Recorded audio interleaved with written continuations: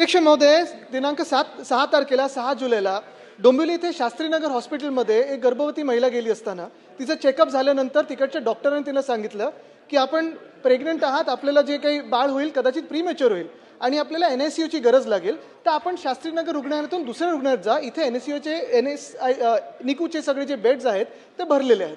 पण हे ऐकताच कोणीतरी तिकडच्या एका स्थानिक नगरसेवकाला बोलवून तिकडच्या महिला डॉक्टर, पुरुष डॉक्टर, नर्सेस, आता आपण ऐकतो की आपण अजून काही नवीन नर्सिंग कॉलेज वगैरे सुरू करणार आहे, पण अध्यक्ष महोदय त्या नगरसेवकांनी हात उचलला आणि त्या डॉक्टरांना मारहाण केली. अध्यक्ष महोदय, किती गंभीर प्रकरण आहे, किती गंभीर प्रकरण आहे अध्यक्ष महोदय.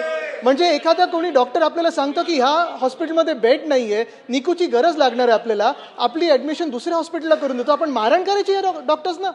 महिला असो, पुरुष असो, कुठचेही डॉक्टर्स असो, कुठचेही नर्सेस असो, कुठचेही रेसिडेंट डॉक्टर्स असो. अध्यक्ष महोदय, काय चाललंय आपल्या राज्यामध्ये? मला वाटतं सगळेच इथे मान्य करतील की असं जर डॉक्टर्सना मारहाण व्हायला लागली आणि जर काम बंद झालं तर बाकीच्या रुग्णांबद्दल काय अध्यक्ष महोदय?